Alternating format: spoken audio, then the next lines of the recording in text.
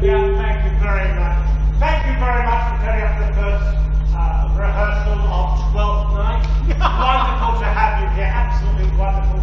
If you haven't been to this venue before, toilets are just located over there.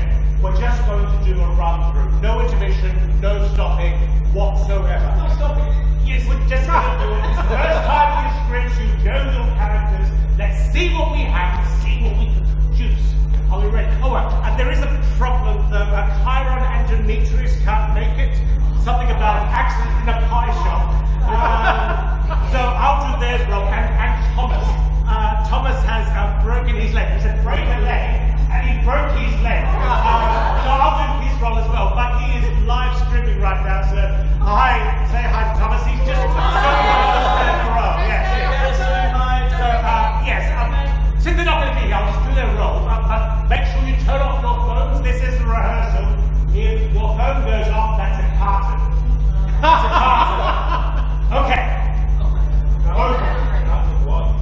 Oh yeah, but if you don't drink beer, stop. Okay. But forget that. Our rehearsal stuff. We want to start with our vote. So we want to vote to a V shape, some type of V shape. Some type of V shape! Some type of V! Oh, wonderful. Yes, you can have your script, just a V-shaped vote. Think of your vote.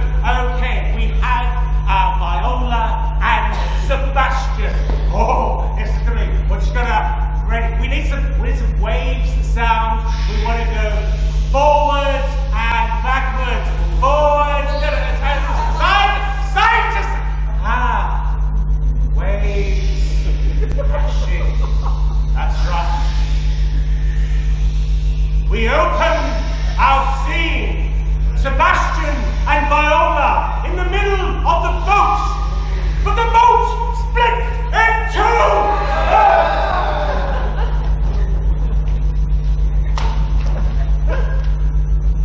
Go!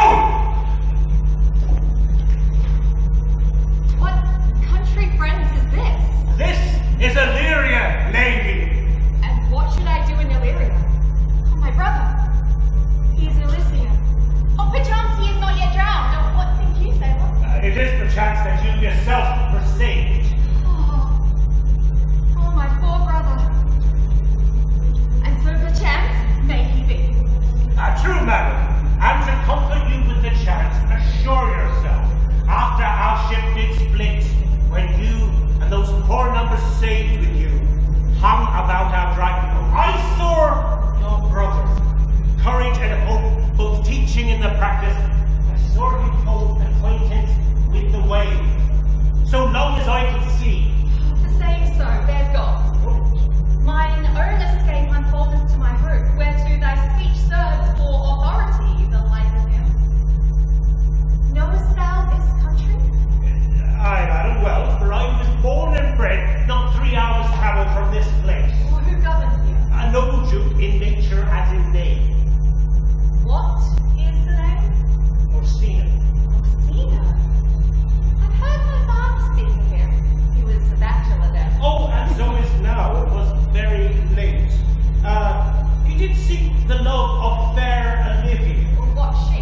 Oh, a virtuous maid, the daughter of a count, that died some 12 months since, leaving her in the protection of her brother, who also shortly died, for whose dear love, they say, she hath abjured any company and sight of men. Oh, but I served that lady, and might not be delivered to the world till I had made mine own occasion mellow what my estate is. Well, that would be hard to compass, because she might not admit this kind of suit. There is a fair behaviour in thee, Captain, and though that nature with a beauteous law does oft close in pollution, yet of thee, I will believe thou hast a mind that suits with this thy fair and outward character. I pray, and I'll pay thee bounteously.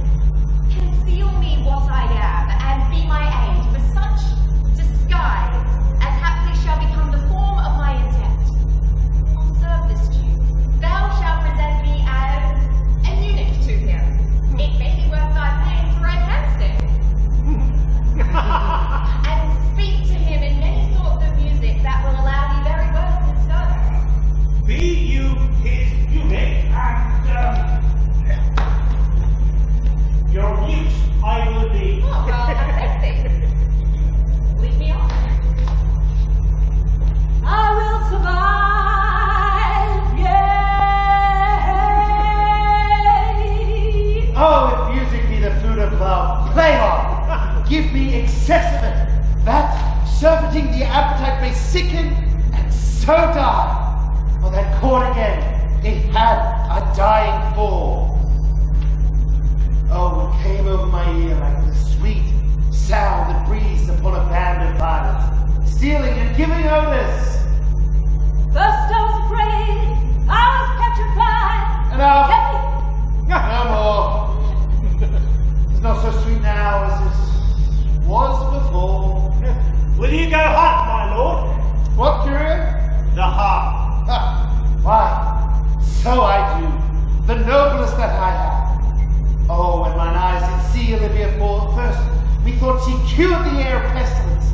That instant was I turned into a hart, and my desire like fell and cruel hounds e'er since pursued me.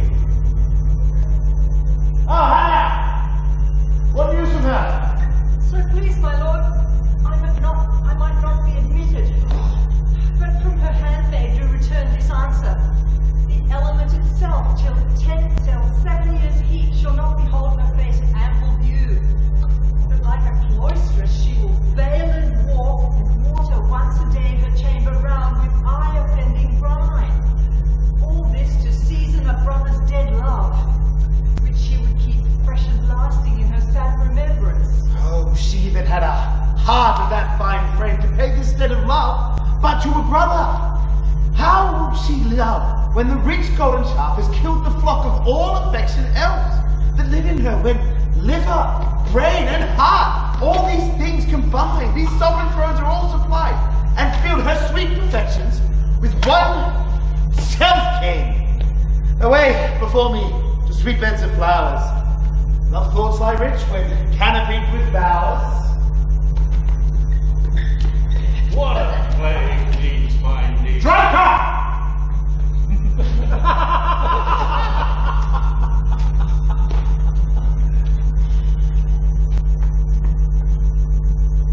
What a plague needs my need.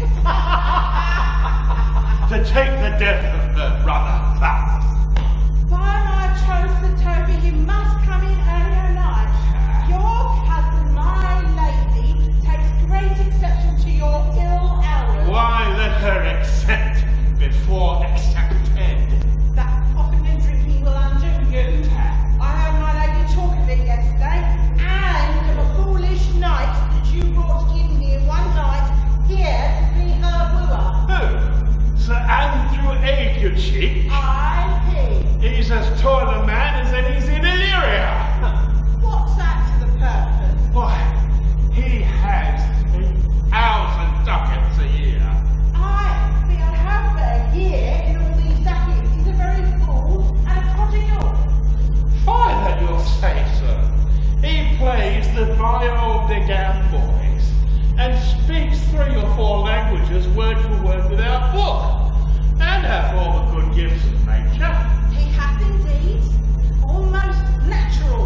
For besides that he's full, he's a great foreigner. However, moreover, he's drunk nightly in your company. With drinking healths to my niece, I'll drink to her as long as there is a passage in my throat and drink in Illyria. He's a coward and a coistrel that will not drink to my niece till his brains turn of the toe like a parish top. Castigliano vulgo. Ah, for here comes Sir Andrew Agueface. Oh, sweet Sir Down now, Sir Toby! Hey! Sir Andrew!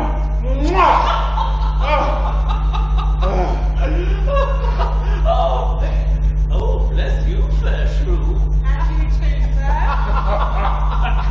Sir Andrew. What's that? My niece's chambermaid. Oh, good mistress, of course. I desire her to acquaint.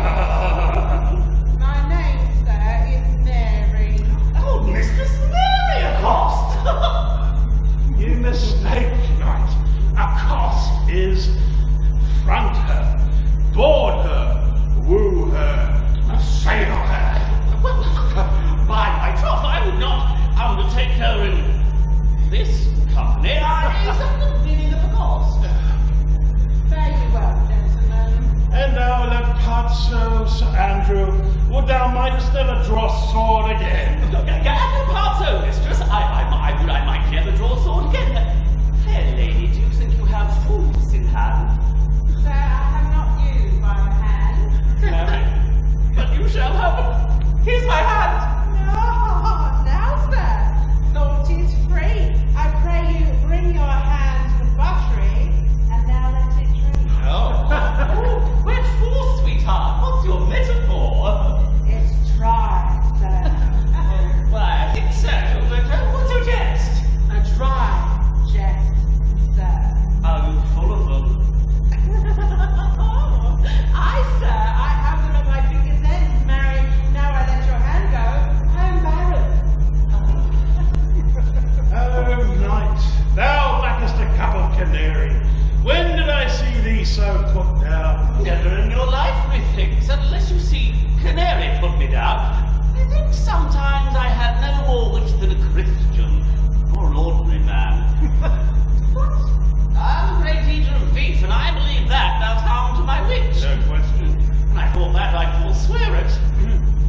I'll ride home tomorrow, Sir Toby. Pourquoi, my dear knight? What is pourquoi? Do or not do? Would I have bestowed that time and the tongues that I had in fencing and dancing and bear baiting? Oh, had I followed the art. Hey, our home tomorrow, Sir Toby. Your niece will not be seen. Will she be? It's 4 to 1 till none of me. The Count himself here hard by water. She'll none of the count. She'll not match it by her degree, neither in estate years nor wit. I have heard it. Swear it. Tut! There's life in thee, man. Oh, stay a month longer. I'm the fellow of the strangest mind in the world. I delight in masks and revels sometimes altogether. Oh, art thou good at these kickshaws as knight? Of any man in Illyria, whether he be under the degree of my betters, yet I'll not compare with an old man. What is thy galleons? What is thy excellence in a galleon, knight?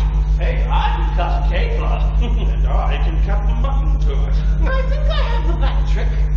Simply as strong as any man in Illyria. Wherefore are these things had? Wherefore have these gifts a curtain before? What are they like to take dust, like Mistress Maud's picture? Why dost thou not go to a church in a galleon and come home in a coranto? My very walk should be a jig. I would not so much as make water better than syncopates. What dost thou mean it is a world to hide virtues in? Let me see thee, caper!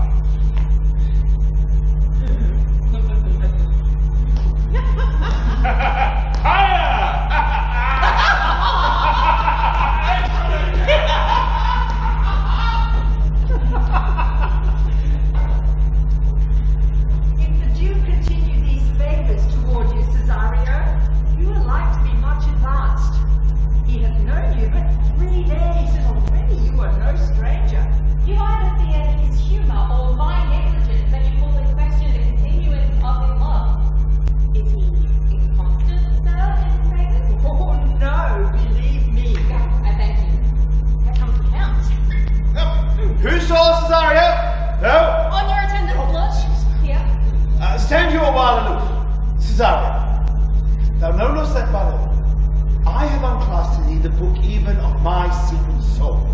Therefore, good youth, address thy gate unto her. Be not denied access. Stand at her door and tell them, there thy fixed foot shall grow, till thou have access with her. Sure, my noble lord, if she be so abandoned to her sorrow as it is spoke, she never will admit it. Be clamorous and leap all civil bounds rather than make unprofited return. Say I do speak with her, my lord. What then? Oh, then, unfold the passion of the love to her. Surprise her with discourse of my dear faith. It shall become thee well to act my woes. She will attend it better in thy youth than in a nuncio of a more grave aspect. Oh. I think not,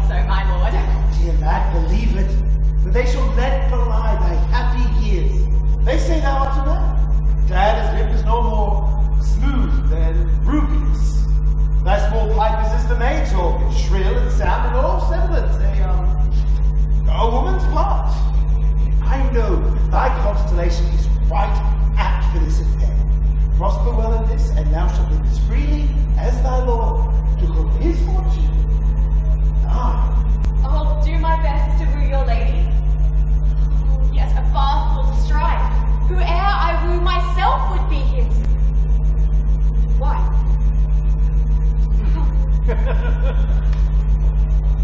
Nay, either tell me where that has been, or I will not open my lips so wide the brittle may enter the way of thy excuse.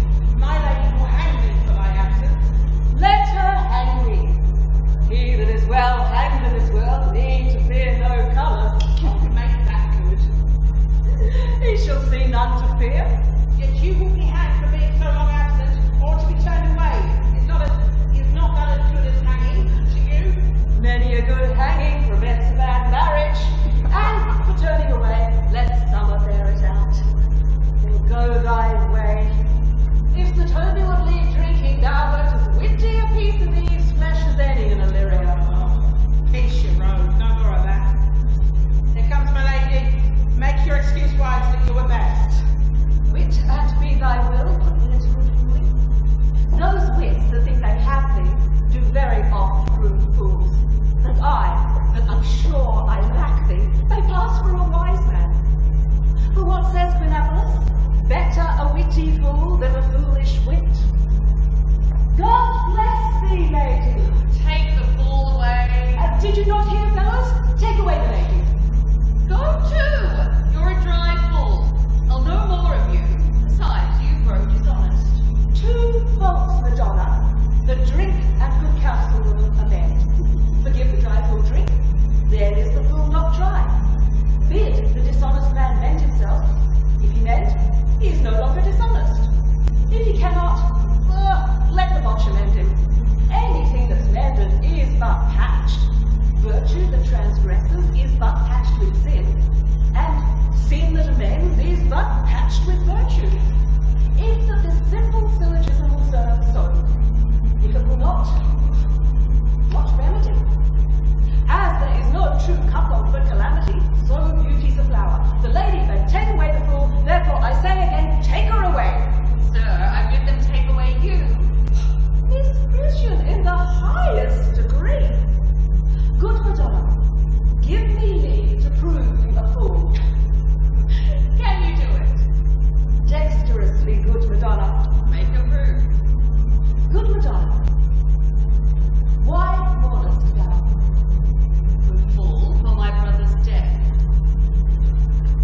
I think his soul is in hell, Madonna. I know his soul is in heaven, fool. The more fool, Madonna, to mourn for your brother's soul being in heaven. Take away the fool, gentlemen. What think you of this fool, Malvolio? Doth he not amend? Yes. And shall do to the pangs of death shake him. Infirmity that decays the wise doth ever make them fool. God send you, sir, a speedy infirmity, for the better increasing your folly. Sir Toby will be sworn that I am no fox, but he will not pass his word for tuppence that you are no fool. How say you to that, Malvolio? I marvel your ladyship takes delight in such a barren rascal. I saw him come down the other day, with an ordinary foot that has no more brain than a stone. Look you now, his arm is his guard already. Unless you laugh and minister occasion to him, he is gagged. You are sick of self-love, Malvolio, and taste with a distempered appetite. To be generous, guiltless, and a free disposition is to take those things for bird bolts that you deem cannon bullets.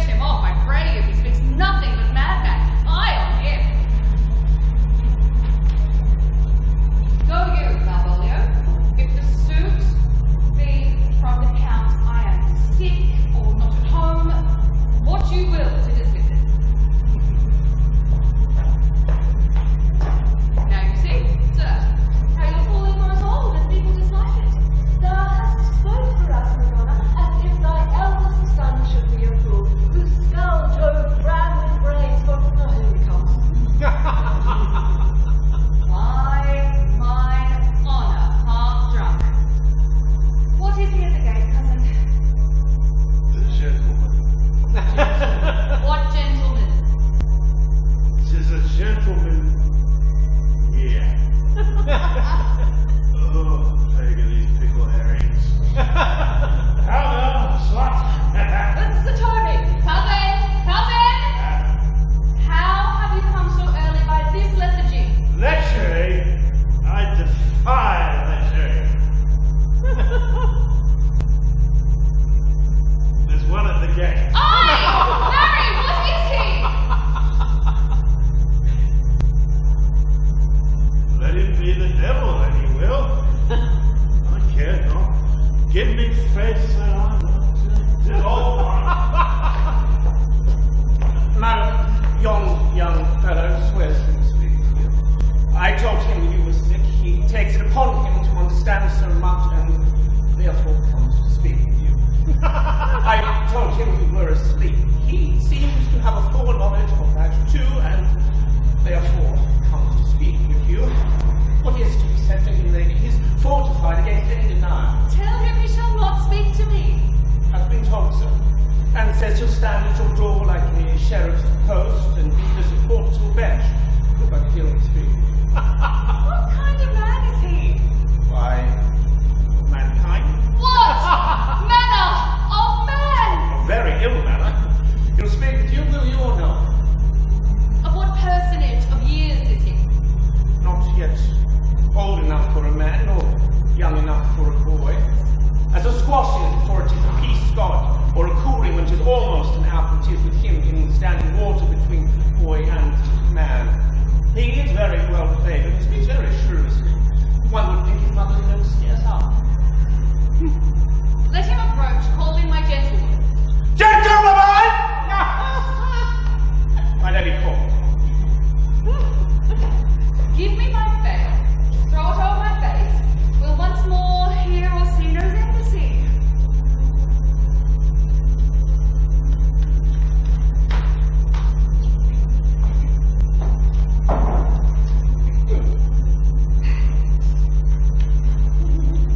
The honourable lady of the house, which is she? Speak to me, I shall answer for her. Your will? Most radiant, exquisite, and unmatchable beauty. I pray you tell me which be the lady of the house, for I never saw her. I keep lived to cast away my speech. Whence came you, sir? Oh, I've been stable for all that study. And that question's out of my mind. Good gentle one, give me modest assurance that you are the lady of the house, that I may proceed in my speech. Are you a comedian? No. No, my profound heart, and yet by the very fact of malice, I swear I am not that I play. Are you the lady of the house? I do not usurp myself, I am. Most certain, if you are she, you do usurp yourself, for what is yours to bestow is not yours to reserve. But this is from my commission. I will own with my speech in your praise, and then show you the heart of my message. Come to what is important in it. I forgive you the praise, unless I took great pains to study it. And 'tis poetical. Oh, I pray you keep it in. I heard you were saucy at my games, and allowed your reproach rather to wonder at you than to kick. If you be not mad, be gone. If you have reason, be free. I am a messenger. Sure, you have some hideous matter to deliver, but the courtesy of it is so fearful. Speak, your offer, it alone concerns your ear. I bring no overture of war, no taxation of homage. I hold the olive in my hand. My words are as full of peace as matter, yet you began rudely. What are you? What would you? The rudeness that hath appeared in me have I learned from my entertainment. What I am and what I would are as secret as maidenhead. To your ears, divinity. To any others, profanation. Give us the place alone. We will hear this division. Oh. Now, sir, what is your text? Most sweet lady! Comfortable doctrine, much may be said of it. Where lies your text? In Orsino's bosom? In what chapter of his bosom? To answer by the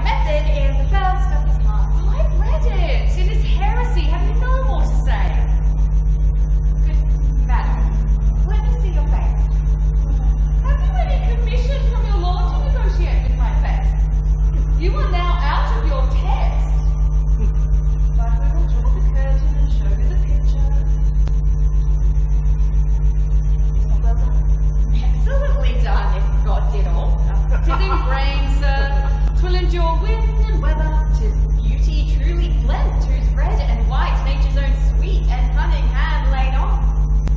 Lady, you are the cruelest she alive, if you will lead these graces to the grave and leave the world no copy. Oh, sir, I will not be so hard-hearted. I will give out diverse schedules to my beauty. It shall be inventoried and every particle and utensil labelled to my will. As item, 2 lips in different red. Item, 2 grey eyes with lids to them. Item, 1 neck, 1 chin, and so forth. Will you send him a gentleman? I see what you are. You are too proud. My lord and master loves you. Oh, such a love could be but recompense, though you were crowned and on parade with beauty. Proud zeal, with adoration, with thirstful tears, with groans that thunder love with sighs of fire. Your lord does know my mind. I cannot love him. He might have took his answer long ago.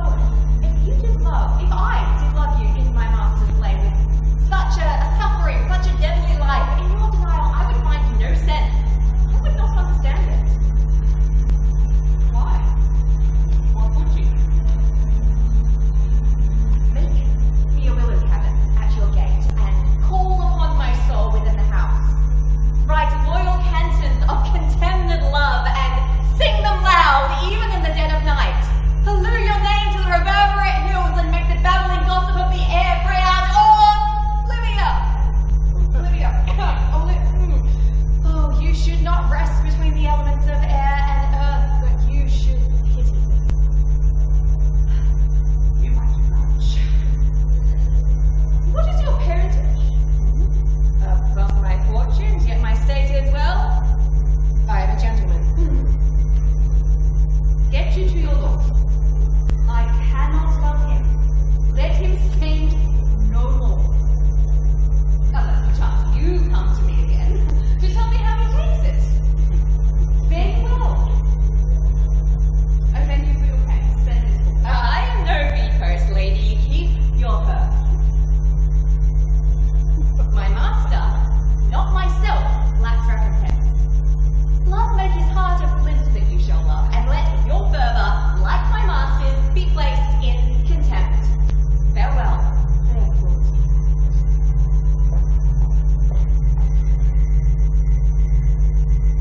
What is your parentage?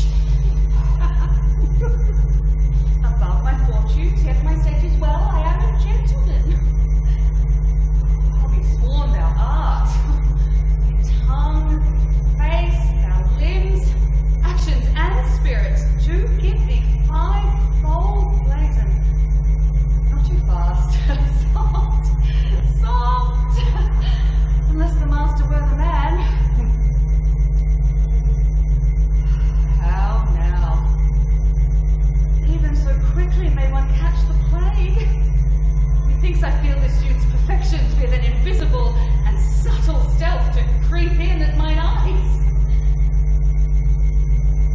Well, let it be. What ho, Malvolio? Here, madam, at your service. Run after that same peevish messenger, the county's man. He left his ring behind him, would I or not? Tell him I'll none of it. Desire him not to flatter me with his lord, nor hold him up with hopes. I am not for him. If that youth will come again this way tomorrow, I'll give him reasons for it. Hide me, Malvolio. Madam, I will.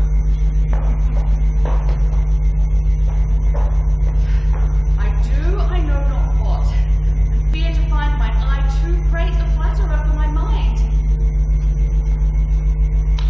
Fate show thy force. Ourselves we do not owe. What is decreed must be.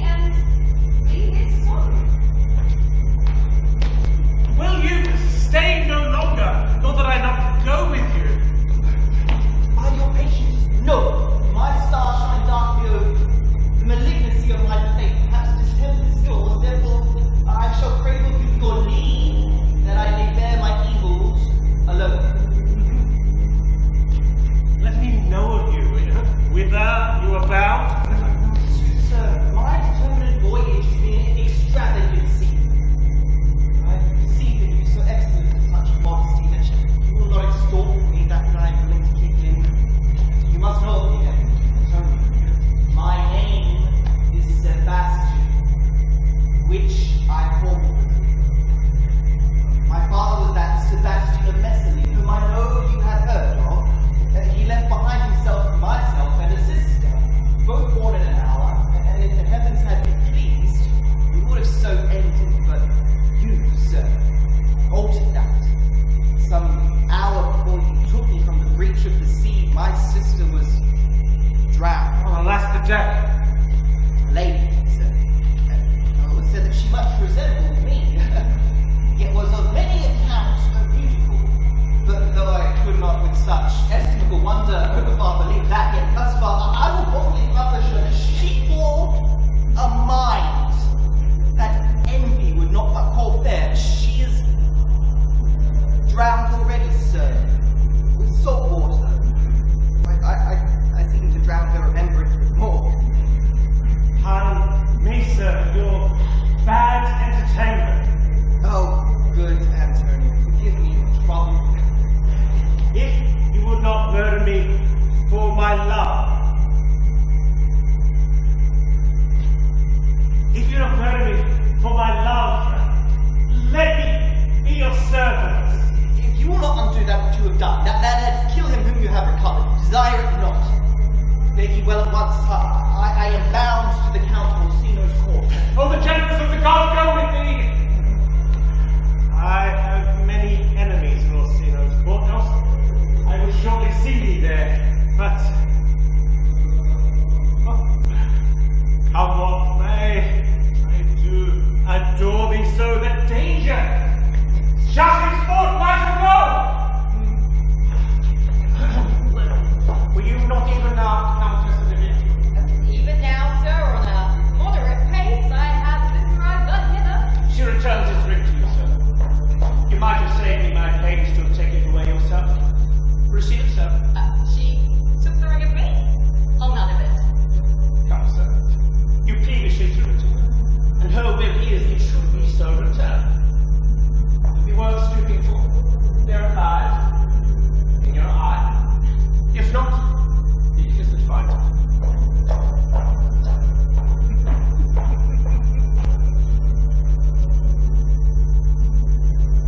I left no ring. What means this lady? Fortune forbid my outside have not charmed her.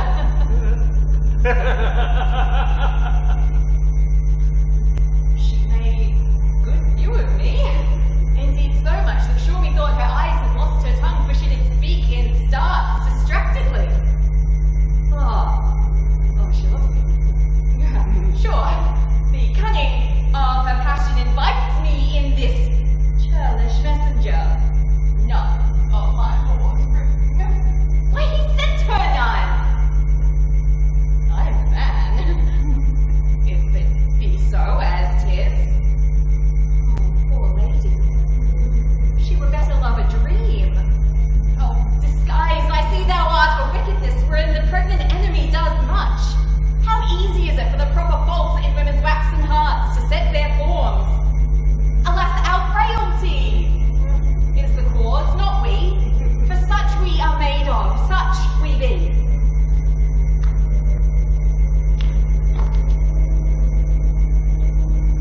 How the Spanish? My master loves her dearly, and I, poor monster, fond as much on him, and she, mistaken, seems to dote on me. What will become of this? As I am man, my state is desperate for my master's love. As I am woman, now alas the day, what thriftless sighs shall poor Olivia breathe? Oh, time? Thou must untangle this, not I. It is too hard a knot for me to untie. Approach, Sir Andrew, approach. Not to be abed after midnight is to be up betimes. Nay, by my troth, to be up late is to be up late. A false conclusion. I hate it as an unfilled can. Marion, I say, a scoop of wine. Here comes the fool instead. How now, dear hearts? Welcome, Ash. Now, let's have a chat. Oh, By Twelfth, the fool has an excellent breast. I'd rather than 40 shillings had such a leg and so sweet a breast to sing as the fool has. Now a song! Yeah. Come on, there's sixpence for you. Let's have a song. It's a testament we need to, and Would you have a love song or a song of good life? A love song! A love song! I care not for good life. Oh, mistress mine, where are you roaming? Oh, stay and hear your true love's coming. That can sing both high and low. Trip no further, pretty sweetie. Journeys end in lovers meeting. Every wise man's son doth know. Excellent, good indeed. What is love? 'Tis not hereafter. Present birth hath present laughter. What's to come is still unsure. In delay there lies no plenty. Then come, kiss me, sweet and 20. Youth's a star will not endure.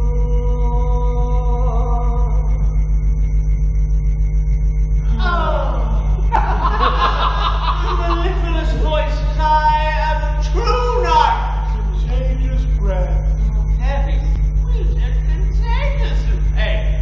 To hear by the nurse, it is dulcet in contagion.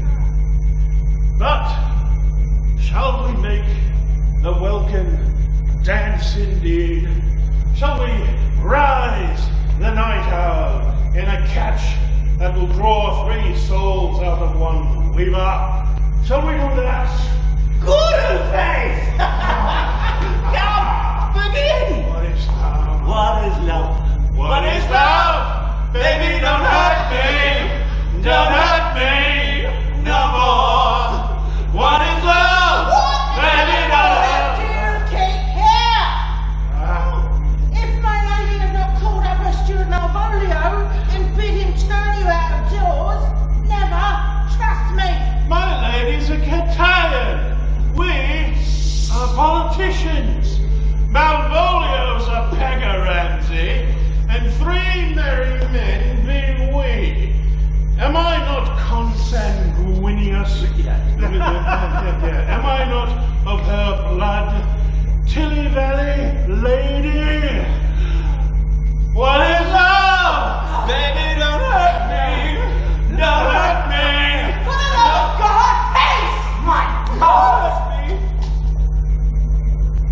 Are you mad or what are you? Have ye no wits, manners, nor honesty to gabble like tinkers at this time of night? Do ye make an alehouse of my lady's house?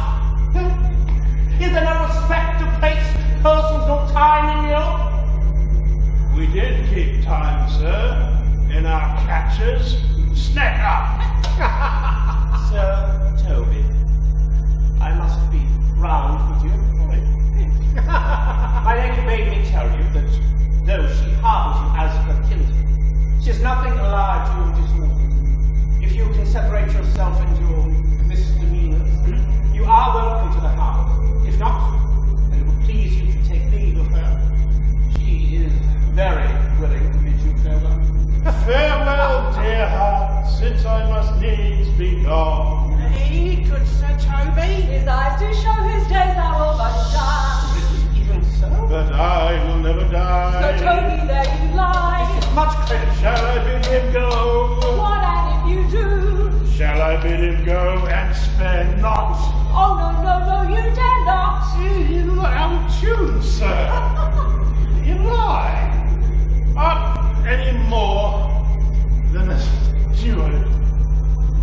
thou think because thou art virtuous, there shall be no more cakes and ale, a stoop of wine, Maria. Mistress Mary, if you prize my lady's favour anything more than contempt, you would not give means to this uncivil rule.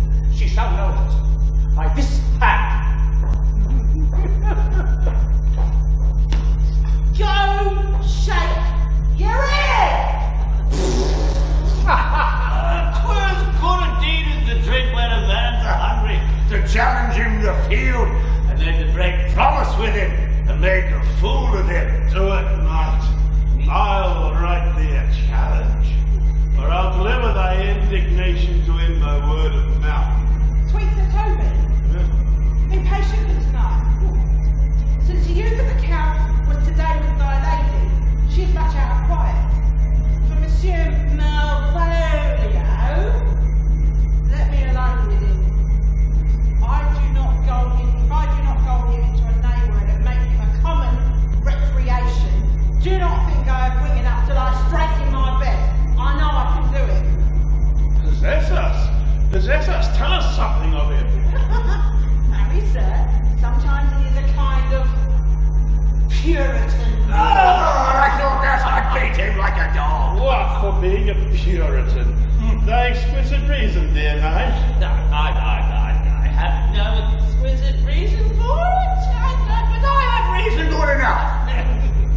He thinks with excellency that it is grounds of faith that all that look on him love him.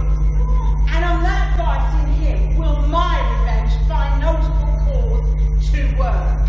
What wilt thou do? If you will drop in his way some obscure epistles of love, wherein by the colour of his beard, the shape of his leg, the manner of his gait, and the expression of his eye, forehead and complexion, he shall find himself most feelingly impersonated.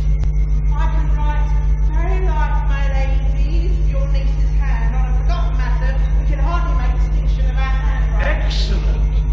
I smell a device. I have it in my nose too. He shall think, by the letters that thou wilt drop, that they come from my niece, and that she is in love with him. Oh. My purpose is indeed a horse of that colour. Your horse would now make him an ass. As I doubt not. Oh, 'twill be admirable. He shall find the letter, observe his construction of it, for this night to bed, and dream on the event. Farewell. Oh, before me, she's a good wench.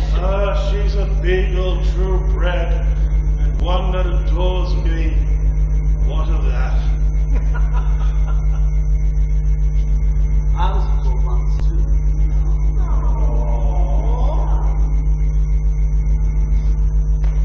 Let's to bed, knight. Thou hadst need send for more money. If I do not recover your niece, I'm a foul way out. Send for money, knight. Thou hast not in the end call me cut. Oh, if I do not never trust me. Take it how you will. Come, I'll go burn some sack. 'Tis too late to go to bed now. Come, knight. Come, knight. Give me some music. That piece of song, that old and antique song we heard last night.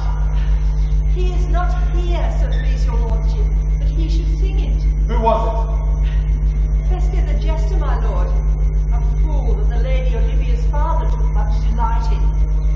He is about the house. it? Seek him out and play the tune the while.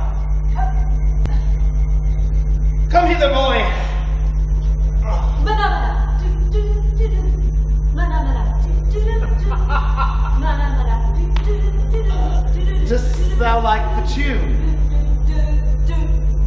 Oh, it gives a very echo to the seat where love is throned. Oh, thou dost speak masterly. My life upon it. Young thou art, thine eyes is strayed upon some favour that it loves. Has it not, boy?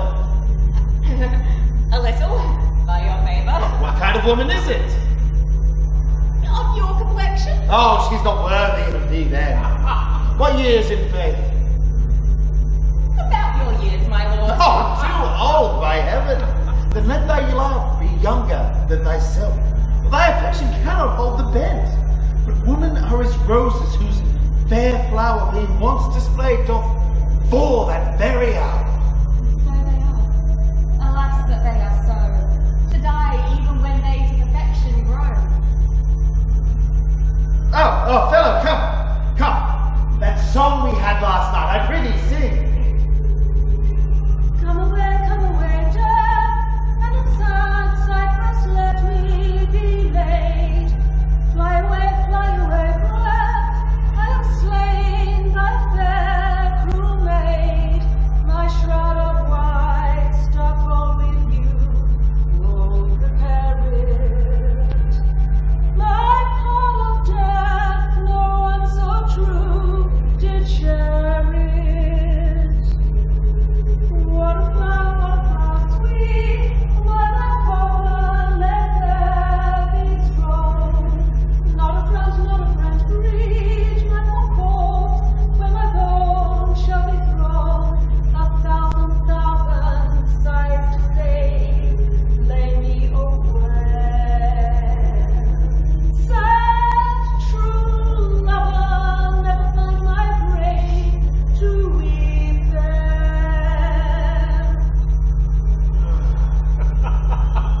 Oh, well. There is for thy pains. No pain, sir, I take pleasure in singing, sir. Well, I'll pay thee for thy pleasure then. Truly, sir, and pleasure will be paid, one time or another. Well, give me a leave now to leave thee. Now the melancholy God protect thee. Farewell. But all resting place. Once more, Cesario, get thee to yon same sovereign cruelty. Tell her my love more noble than the world prices not quantity of dirty lands. The part the fortune hath bestowed upon her, tell her I hold as giddily as fortune. But 'tis that miracle and queen of gems that nature pranks in her attracts my soul. But if she cannot love you, sir. Well, I cannot but so be answered. But you must. Say that some lady, as perhaps there is, have for your love a great a pen of heart as you for Olivia.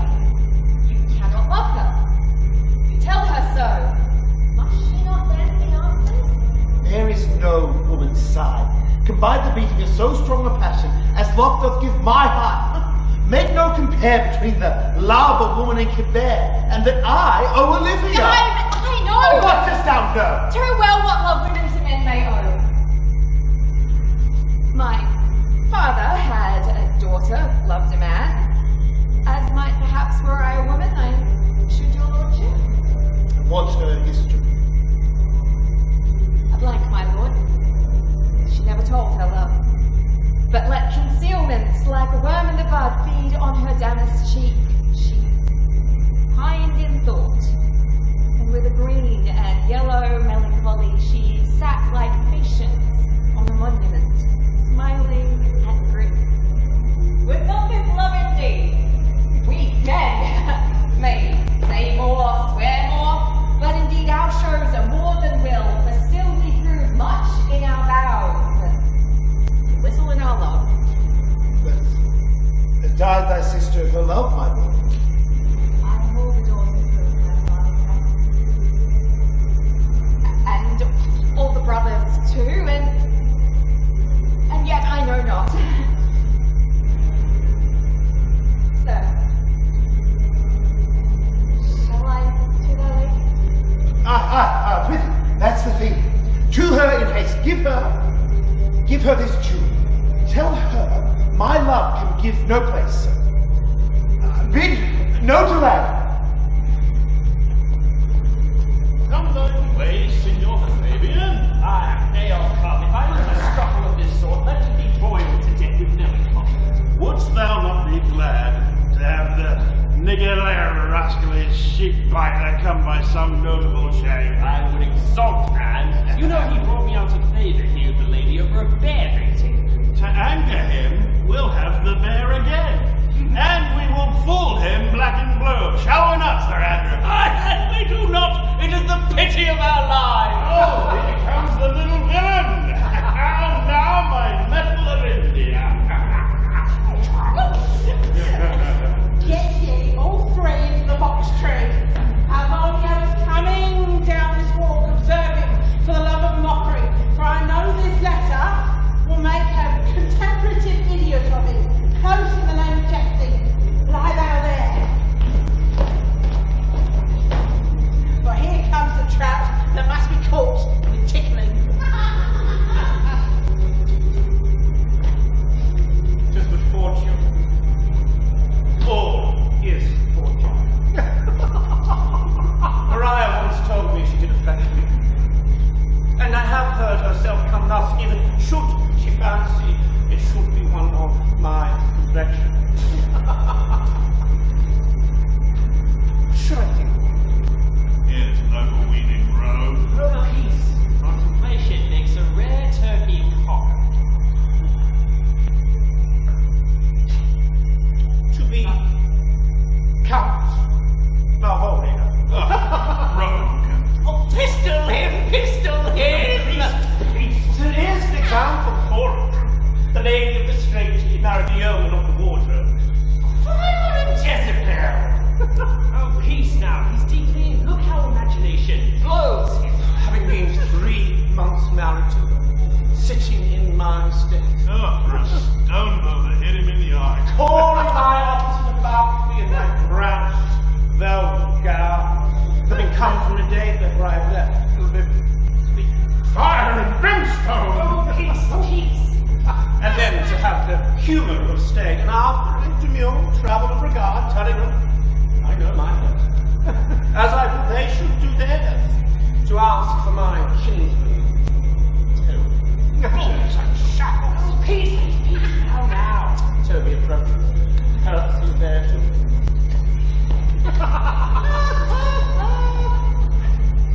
Now this feller lives. Oh, silence be torn from us. I can't. Get peace. I extend my hand to him, thus, quenching my familiar smile with an austere regard of control. And does not Toby take you a blow on the lips then? Say, cousin Toby, my fortunes having cast me on your knees, give me this prerogative of speech.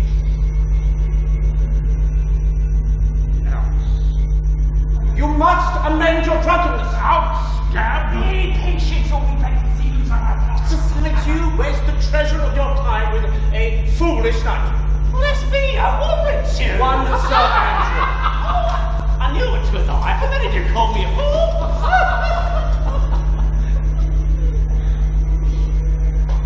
Employment happened here.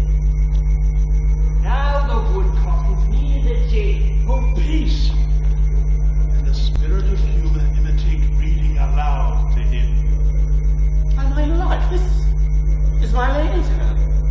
Oh, these be her very seeds, her U's and her T's. Thus makes her a great pity. Her C's are U's and a T's. Why is that? To the unknown beloved, this and my good wishes. Her very phrases. 'Tis my lady, to whom should this be? This means him liver and all. Jove knows I love, but who? Lips do not know. No man must know. No man must know. That follows. The numbers altered. No man must know.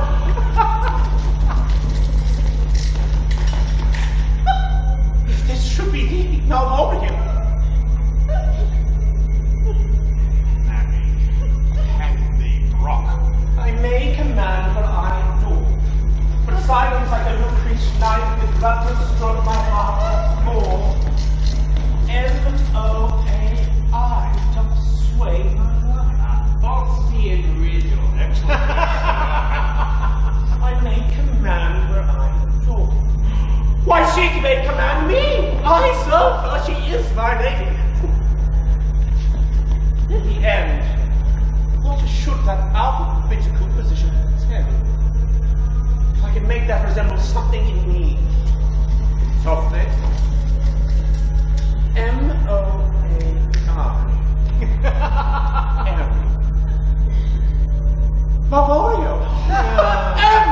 Why, that begins my name! Did I not say you would work it out? Curry is excellent at points. M. But then there is no consummate sequel. That suffers under probation, and age should follow. Oh, God. And oh, shall end, I hope. Hi, and I'll casual it and make him cry, oh. And then I come behind. And had your eye behind you, you might see more detraction at your heels and fortunes before you. M-O-A-I. This simulation is not as former. Yet, to crush this illusion would bow to me, but every one of these legends are in my name. Oh. Soft. It follows prose. If this fall into thy hand, revolve. In my stars I am above thee. But be not afraid of greatness. Some are born great, some achieve greatness, and some have greatness thrust upon them. Be opposite with a kinsman, sterling with servants, that thy tongue tang arguments of state. She advises me to decide me. Remember who commended thy yellow stocking, and wish to see thee ever cross gartered. I say remember. Go to, thou art made if thou desirest to be so, if not, let me see thee a steward still, the fellow of servants, and not worthy to touch fortune's fingers. Farewell, she that would alter services with thee, the fortunate, unhappy, daylight and champagne to scout not all. This is open. I will be proud. I will battle Sir Turvey. Oh, God. My lady loves me. She did commend my yellow stockings of late. She did praise my leg being cross-gartered. I thank my stars. I am happy. I will be strange, stabbed in yellow stocking and cross-gartered. Jove and my stars be praised. There is yet a postscript. Thou canst not choose but know who I am. If thou entertainest my love, let it appear in thy smile. Thy smiles become thee well, therefore in my presence still smile, dear my sweet, I prithee. Jove, I thank thee. I will smile. I will do everything that thou wilt help me.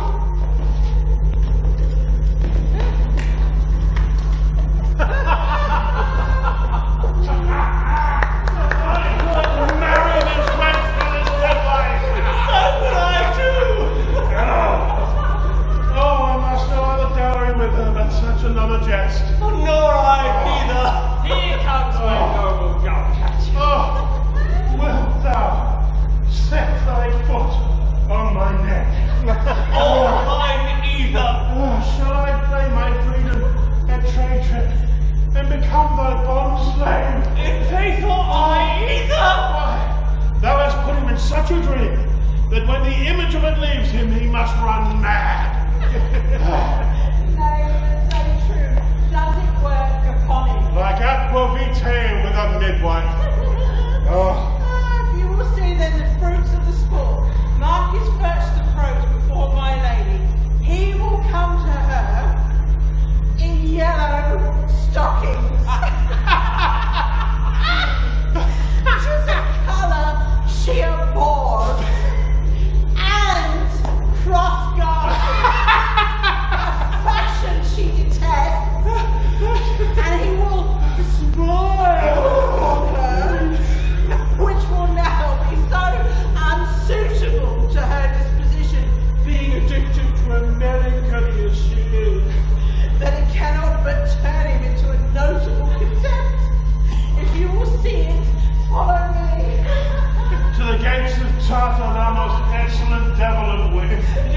I'll make one too.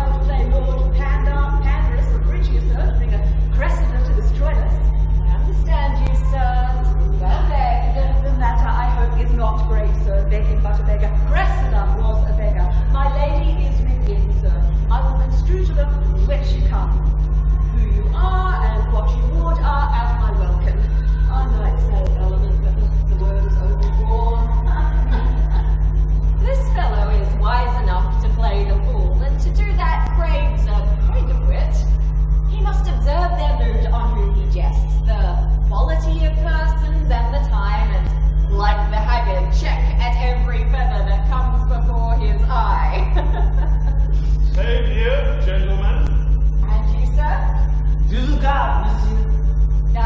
Voici votre servant.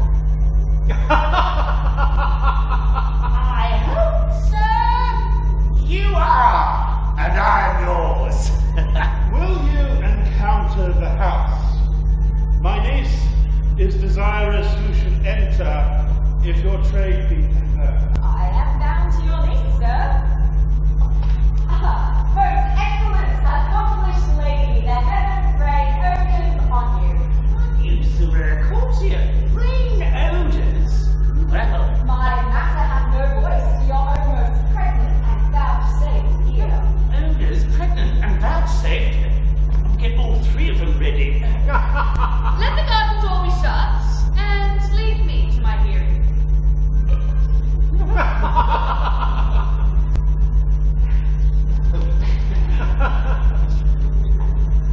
Give me your hands. My duty, madam, and no common service. What is your name? Cesario is your servant's name, fair princess. My servant, sir. 'Twas never merry world his lowly fame was called compliment. Your servant and Count Orsino, and he is yours, and it must needs be your servant, servant. Your servant, madam. I bade you never speak again of him. Dear lady. Give me leave, beseech you. I did send, after the last enchantment you did here, a ring in chase of you. So did I abuse myself, my servant, and I fear me, you. Under your hard construction must I sit, to force that on you, in a shameful cunning, which you knew none of yours. What might you think? I pity you. That's a degree to love. Oh no, not agree, which is a vulgar proof that very often we pity enemies. Why? Then methinks 'tis time to smile again. Oh world, how apt the poor are to be proud. If one should be afraid, how much better to fall before the lion than the wolf. Oh.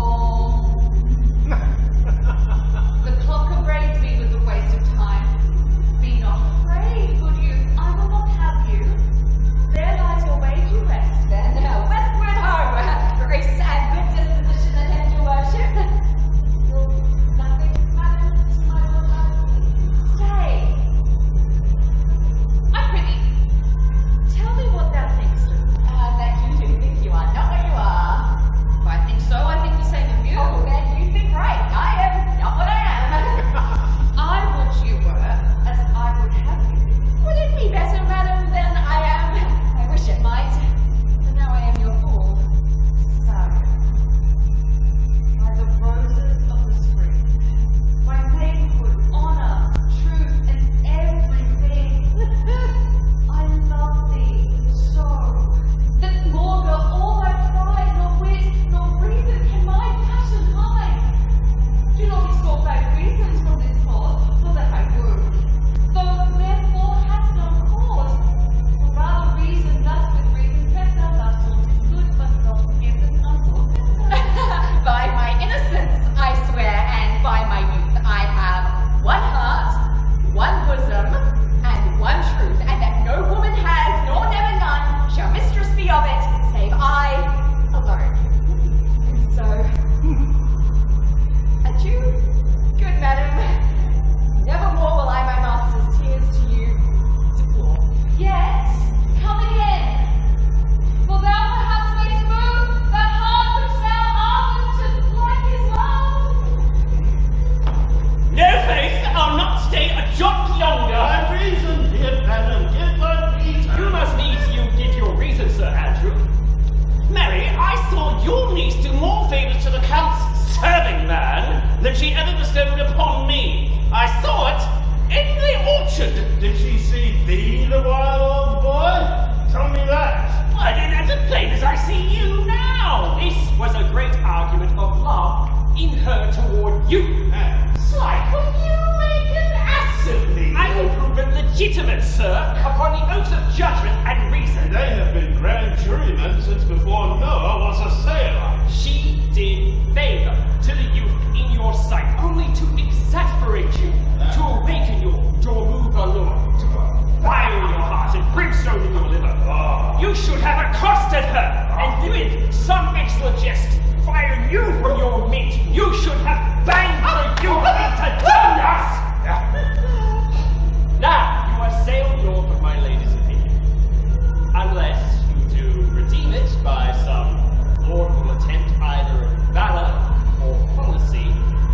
Will that be any way? It must be with that the policy I hate. Why then, build me thy fortunes upon the basis of valor. Challenge me the Count's youth to fight with him. Hurt him in 11 places.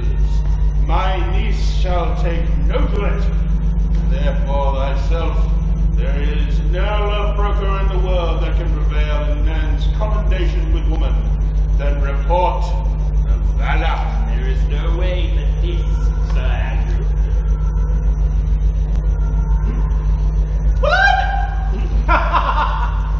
Will either of you bear me a challenge to him? Go, write it in a martial hand. Be cursed and brief. It is no matter how witty, so it be eloquent and fun of invention. Taunt him with the license of ink. If thou vowest him some thrice, it shall not be amiss, and as many lies as will lie in thy sheet of paper. About it! Where shall I find you? We'll call thee at the cubicular. Go!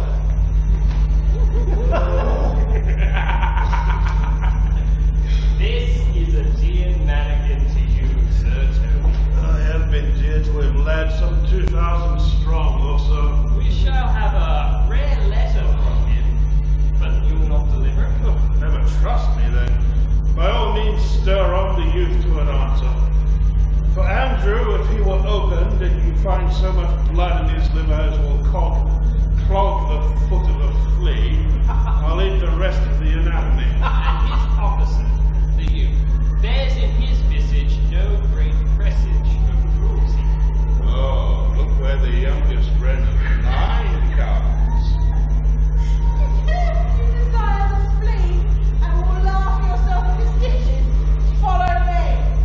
Yon Mario is Lieutenant Heathen, a very renegada, for there is no Christian that means to be saved by believing rightly can ever believe such impossible passages of grossness. Easy yellow stockings!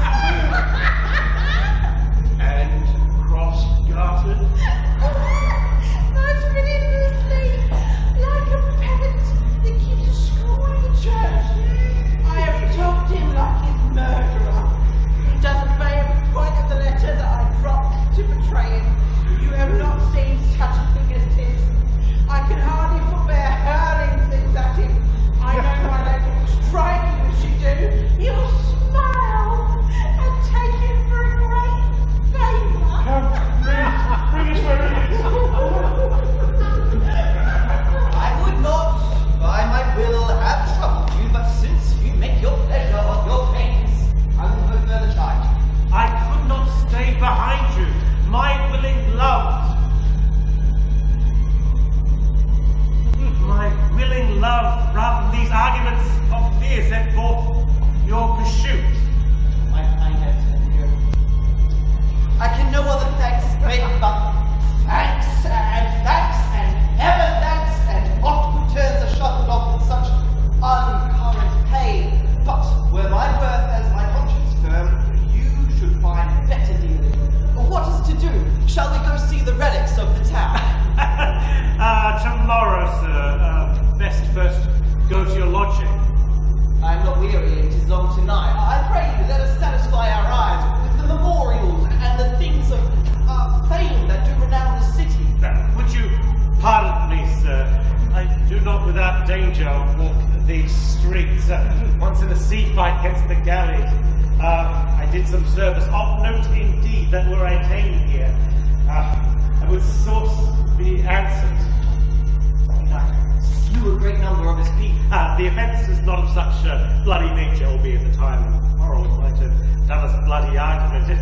It might have been answered in repaying what we took from them, which for traffic's sake most of our city did. Only myself stood out, for which, if I be lax in this place, I shall pay dear. Ah, well, do not watch It doth not fit me. Here is my purse. In the southern suburbs is the elephant. It's best to lodge. I will speak your diet while you beguile the time, and feed your knowledge with the viewing of the town. There shall you have me. There shall you have me. Why are your purse? Happily your eyes shall light upon some toy you desire to purchase, and your store, I think, is not for idle markets. I'll see your purse bearer and leave for 4 an hour. To the elephant. I do remember.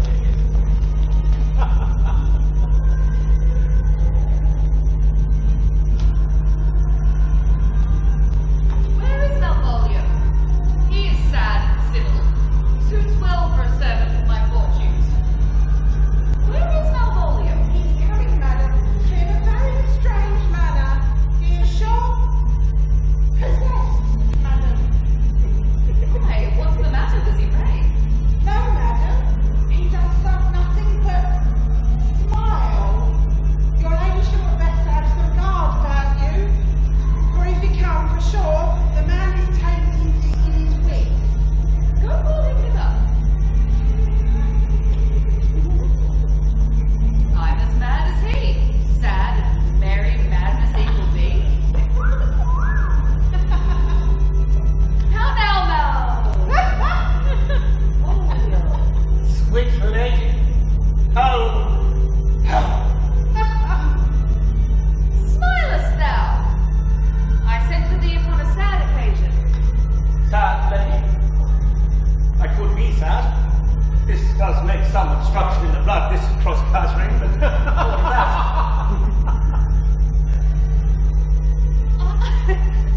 Why, how dost thou, man? What is the matter with thee? Not black in my mind, though yellow in my legs.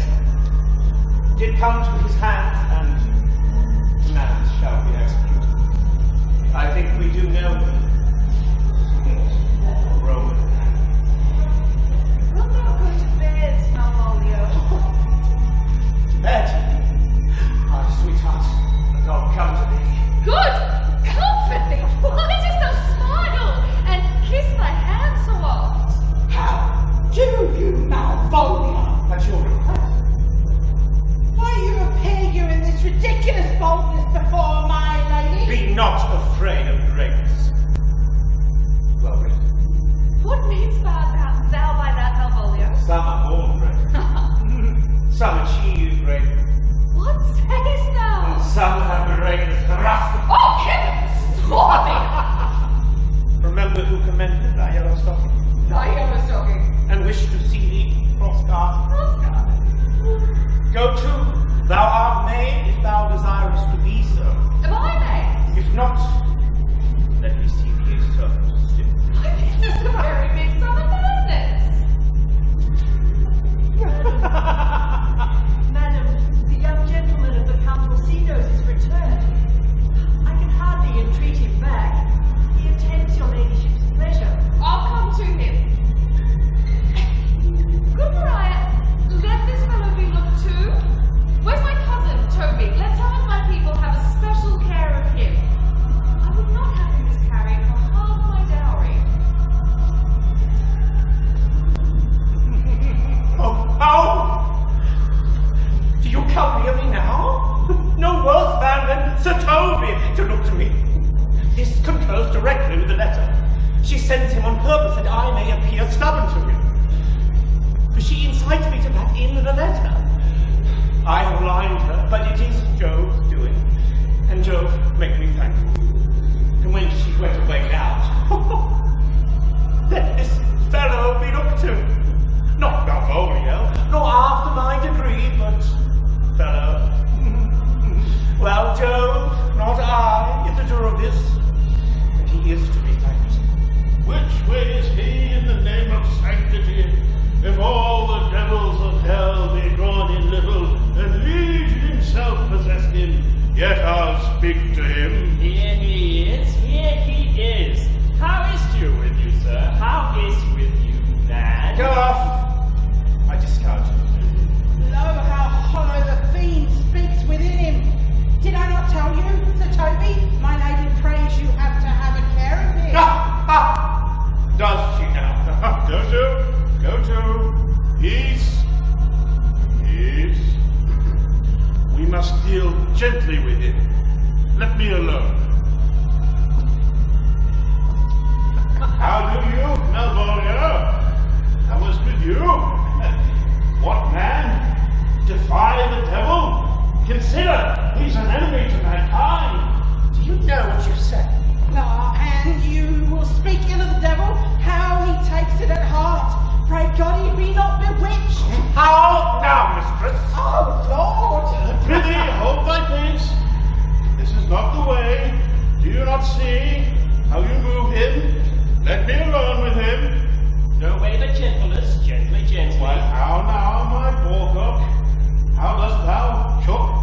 Sir, Get him to say his prayers, good Sir Toby. Get him to pray. my prayers, miss. No, I warrant you, he will not hear of godliness. Go hang yourselves. All you are idle, shallow things. I am not of your element. You shall know more hereafter.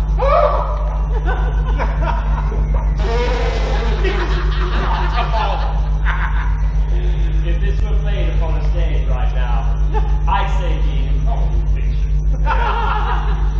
His very genius hath taken the infection of the device, man. Now pursue him now, and let the device take care and talent. Why? We shall make him mad indeed. The house will be the quieter. Come. We'll have him in a dark room and bound. My niece is already in the belief that he's mad. We may carry it thus for our pleasure and his penance till our very power time. Let's see. Let's see. Oh, more matter for a May morning. Here's the challenge. Read it. Warrants there's vinegar and pepper in it. It's so saucy. Aye, 'tis. I warrant it. Do the read. Give me.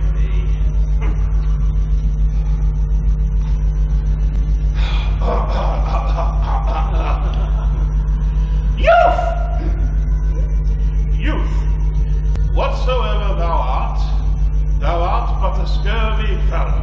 Good and valiant. Wonder not, nor admire not in thy mind why I do call thee so, for I will show thee no reason for it. A good note that keeps you from the blow of the law. Thou comest to the Lady Olivia, and in my sight she uses thee kindly, but thou liest in thy throat. That is not the matter I challenge thee for. Very brief and to exceedingly good sense. I will waylay thee going home, where if it be thy chance to kill me, thou killest me like a rogue and a villain. Still you keep to the windy side of the law. Good. Fare thee well, and God have mercy upon one of our souls. He may have mercy upon mine, but my hope is better, and so look to thyself. Thy friend, as thou usest him, and thy sworn enemy, Andrew Aguecheek. You may have a very fit occasion for it. He is now in some commerce with my lady, and will by and by depart. Well, if this letter move him not, his legs cannot. I'll give it him. Go, Sir Andrew. Scout for him at the corner of the orchard, like a bum baby. So soon as ever thou seest him, draw, and as thou drawest, swear horrible. Away! Nay, leave me alone for swearing. Now will I not deliver his letter. I will deliver his challenge by word of mouth, set upon Acucheek a notable report of valor, and drive the gentleman, as I know his youth will aptly receive it, into a most hideous opinion of his rage, skill, fury, and impetuosity. This will so fright them both that they will kill one another by the look, like cockatrices. Here he comes with your niece. Give them way, till they take leave, and then presently after. I will meditate a while upon some horrid message for a cat. I have said too much unto a heart of stone, and laid my honour to carry out. With the same behaviour that your passion bears goes on to my master's grief. Here, wear this jewel of me. Tis my picture, refuse it not, it hath no time to vex you. And I beseech you, come again tomorrow. What shall you ask of me that I'll deny, that honour saved may upon us be give? Nothing but this. Your true love for my master. How, with mine honour, may I give him that which I have given you? I will acquit you. Well, come again tomorrow. Fare thee well. Thee, like thee, might bear my soul to hell.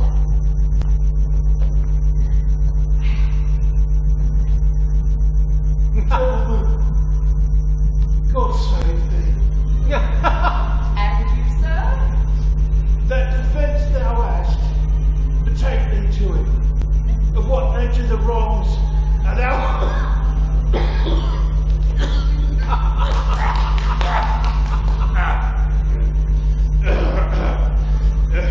Of what nature the wrongs are thou hast done him, I know not. But thy interceptor, full of despite, bloody as the hunter, attends thee at the orchard end. You mistake, sir. I'm sure no man has any quarrel to me. And you'll find it otherwise, I assure you. Therefore, if you hold your life at any price, betake you to your guard, for your opposite hath in him what youth, strength, skill, and wrath can furnish man withal. I pray you, sir, what is he? He is a knight, dubbed an unhatched rapier, and on carpet consideration. But he is a devil in private hall. Souls and bodies hath he, divorced three. Hobnob is his word. Give it, or take it. I will return again into the house and desire some contact of the lady. I am no fighter. I have heard of some kind of men that put quarrels purposely on others to taste their valour. The like, this is a man of that work. Sir, no. His indignation derives itself out of a very competent injury. Therefore, get you on, and give him his desire. This is as uncivil as strange. I beseech you, do me this courteous office as to know of the night what my offence to him is. It is something of my negligence, nothing of my purpose. I will do so. Signor Fabian, stay you by this gentleman till my return. Pray you, sir, what do you know of this matter? I know the knight is incensed against you, even to a mortal utterance, but nothing more of the circumstance. I beseech you, what manner of man is he? He is indeed, sir, the most skillful, bloody, and fatal opposite that you could possibly have found in any part of Illyria. Will you walk towards him? I will make your peace with him. I will make your peace with him if I can. What you might bound you for it. I am one that had rather go with Sir Priest than Sir Knight. I cannot know so much of my metal. Why, man, he's a very devil. I have not seen such a farrago. I had a pass with him, rapier, scabbard and all, and he gives me stuck in with such a mortal motion that it is inevitable. Pox on it, Aye, but he will not now be pacified. Fabian can scarce hold him yonder. Plague on it! I thought, and here I thought he'd been balanced and so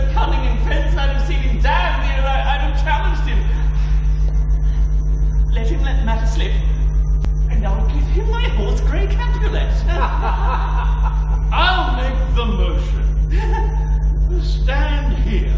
Make a good show of it. This shall end without the perdition of souls. Mary, I'll ride your horse as well as I ride you.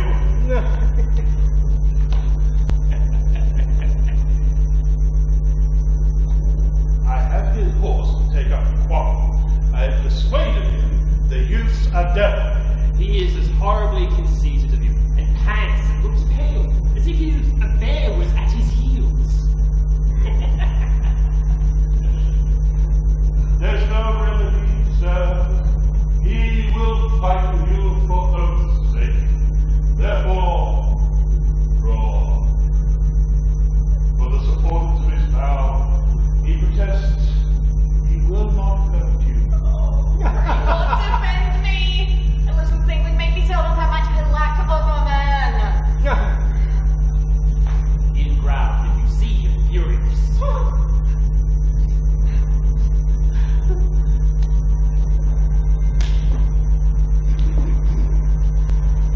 Come, Sir Andrew.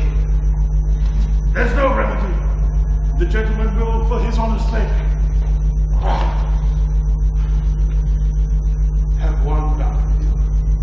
He cannot buy the duel or avoid it, but he has promised me, as he is a gentleman and a soldier, he will not hurt you. Come, on to it. Very well to keep his oath. Oh, I do assure you, 'tis against my will. Put up your sword! You, sir. Why, what are you? One, sir, for his love will dare more than you have heard him brag, he will! Nay, if you are Undertaker, I am for you. Oh, good, so Toby. Oh, here come the officers. I'll be with you or not. Pray, sir, put your sword up, if you please. Marry, will I, sir? And for that I promised you I'll be as good as my word. He will bear you easily and reigns well. Antonio, I arrest thee at the suit of Count Orsino. You do mistake me, sir. Oh, no, sir, not one jot. I know your favour well, but now you have no sea cap on your head. Take him away.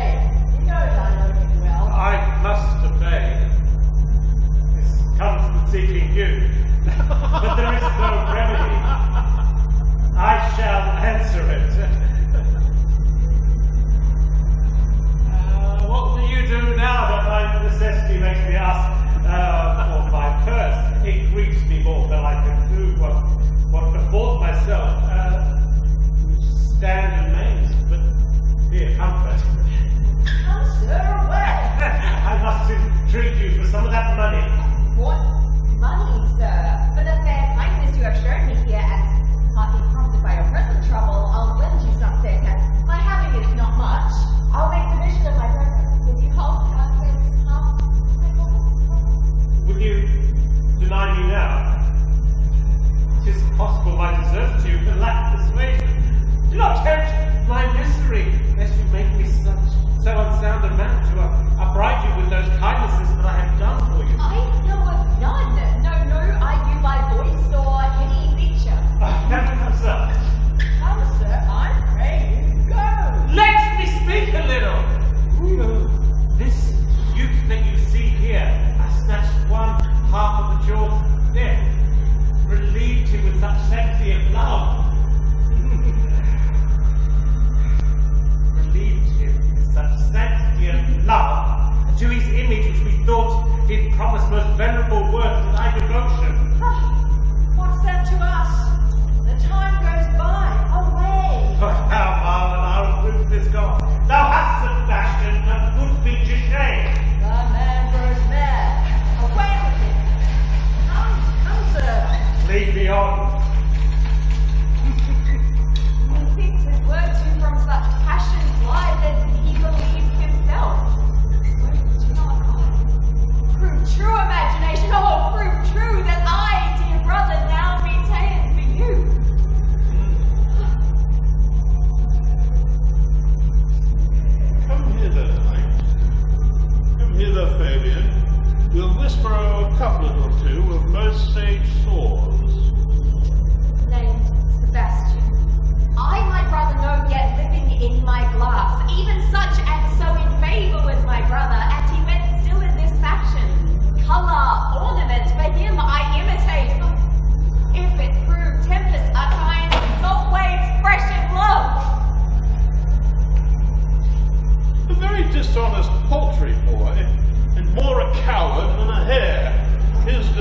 he appears as leaving his friend here in necessity and denying him.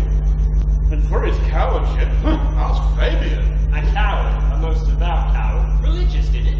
Sleep after we get beat him! Do so.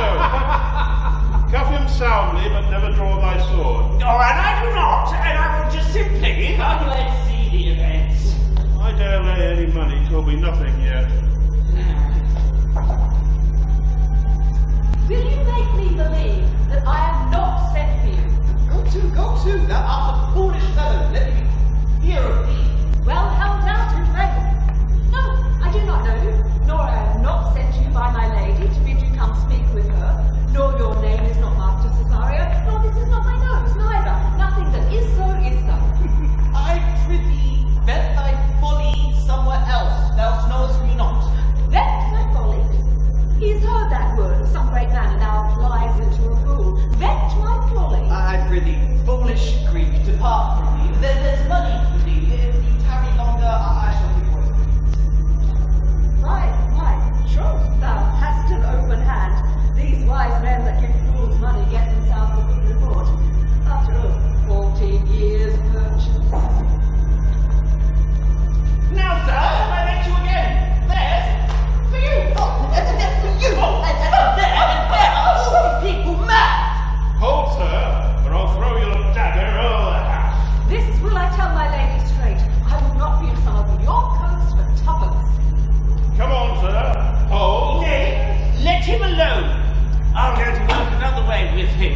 I'll have an action, a battery against him. If there be any law in Illyria. No, I struck him first. You got to stand out for that! Let go thy hands. Come, sir, I will not let you go. Come, my young soldier, put up your iron. You are well of flesh. Come on. I will be freed from thee. What wouldst thou now? If thou darest tempt me further, draw my sword. What?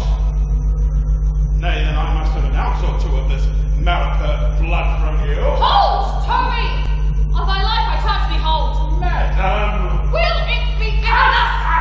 Ungracious wretch, fit for the mountain for the barbarous cage where manners ne'er could preach. Out of my sight! Be not offended, dear Cesario. Will we be gone? Gentle friend. Oh, if thy wisdom not thy passion swaying is uncivil, and thou unjust extent against thy peace.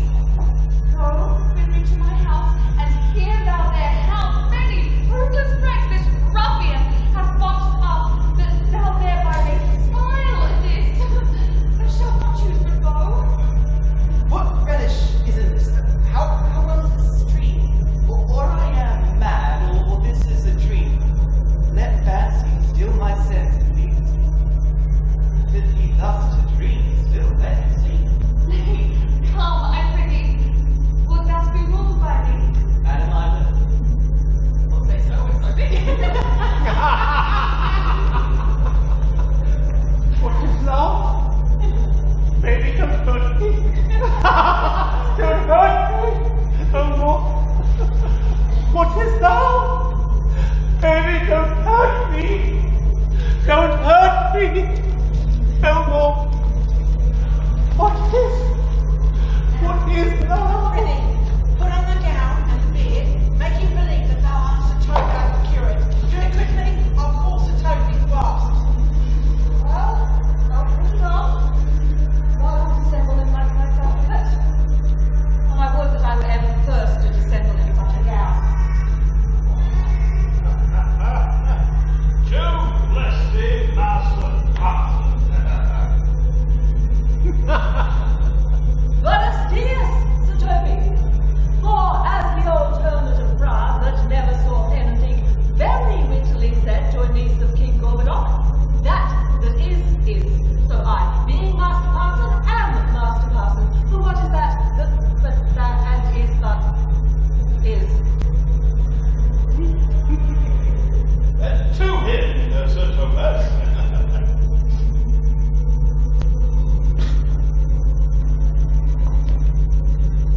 What ho, I say!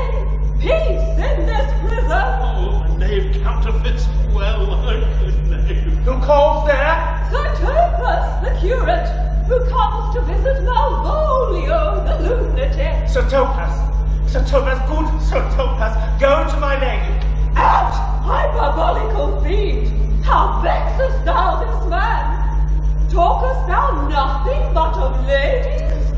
Well said, Master Pal. Sir Topaz, never was man thus wronged.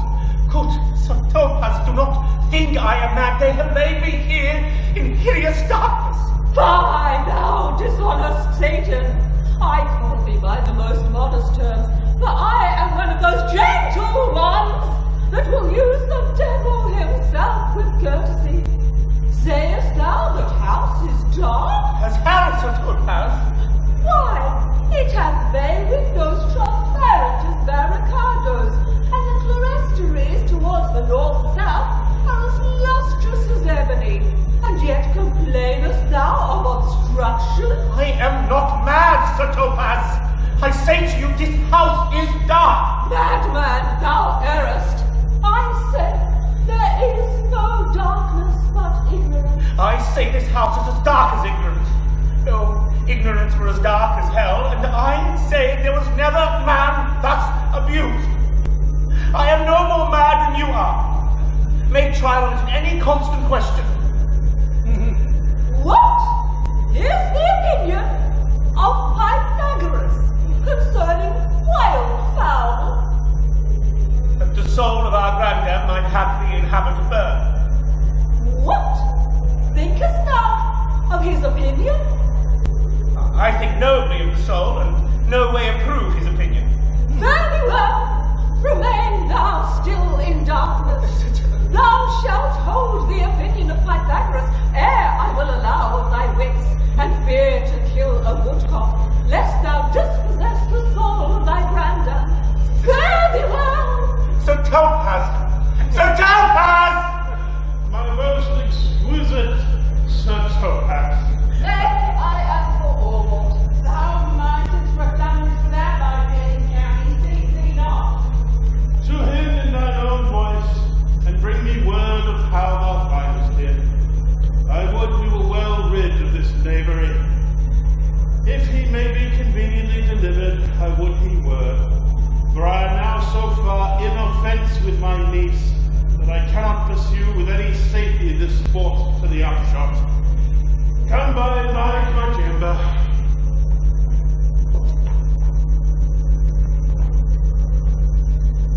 Hey, Robin, jolly Robin, tell me how thy lady does. Fool! My lady is unkind, pretty. Fool! Alas, why is she so? Fool, I say! Loves another. What? Who calls, huh? Good fool, as ever thou wilt deserve, well at my hand help me to a candle and pen, ink and paper. As I am a gentleman, I will live to be thankful to thee for it. Master Malvolio? I, good fool. Alas, sir, how value besides your fine wits? Fool. There was never a man so notoriously abused.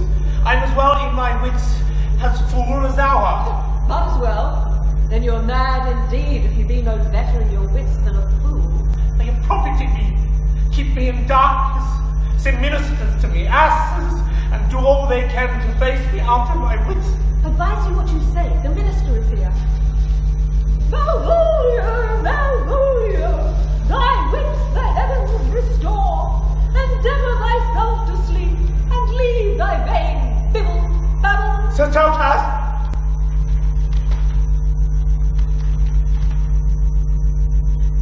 Maintain no words with him, good fellow. Who I, sir, not I, sir. God be with you, good Sir Topaz. Merry amen. I will, sir, I will. Fool, I say. Alas, sir, be patient. What say you, sir? I am shamed for speaking to you. Good fool, how writ some light in some paper. I tell thee, I'm as well in my wits as any man in Illyria. Well a day that you were, sir. Yes, and I am. Good fool, some ink, paper, and light, and convey what I will set down to my lady. It shall advantage thee more than ever the bearing of letter did. I will help you to it. But tell me true, are you not mad indeed, or do you but counterfeit? Leave me, I am not. I tell thee true. Nay, I'll never believe a madman till I see his brains. I will fetch you light and paper and ink. Oh, fool, I requite it in the highest degree. I prithee, be gone. I am gone, sir, and anon, sir, I'll be with you again. In a trice, like to the old vice, your need to sustain. Who with dagger and glass, in his rage and his wrath, cried hard to the devil, like a bad lad, heavy nails that. Adieu, good man, devil! This is the air, and that is the glorious sun.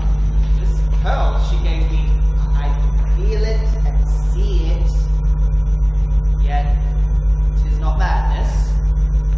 Where is Antonio? I could not find him at the elephant, yet there he was, and I found that to his credit he did range the town to seek me. His counsel now might do me golden service. I am ready to distrust my own eyes and wrangle with my reason that persuades me to any other trust but that I am mad. Or else the lady's mad. Yet if it were so, she could not sway her house, command her followers, take and give back affairs in their dispatch with such a smooth, discreet, and stable bearing as I perceive she does. There's something in it that is deceivable, but here the lady comes. Blame not this haste of mine. If you mean well, now go with me and this holy man into the chantry by. There, before him and underneath that consecrated roof, plight me the full assurance of your faith. He shall conceal it. What do you say? I will follow you, and this good man, and good, and having sworn truth, will ever be. Then lead the way, good Father, and heaven so shine that they may fairly note this act of mine. Oh, belong you to the Lady Olivia, friends? I certainly are some of her trappings. Well, I know thee well. How dost thou, my good fellow? Truly, sir, the better for my foes and the worse for my friends. Oh, just the contrary. The better for thy friends. No, sir, the worse. How can that be? Marry, sir, they praise me and make an ass of me. Now my foes tell me plainly I am an ass. So that by my foes, sir, I profit in the knowledge of myself, and by my friends I am abused. So that conclusions to be as kisses. If your 4 negatives make your 2 affirmatives, why then, the worse for my friends and the better for my foes. Why, this is excellent. By my truth, sir, no, though it please you to be one of my friends. Oh, that shall be no worse for me. There's gold.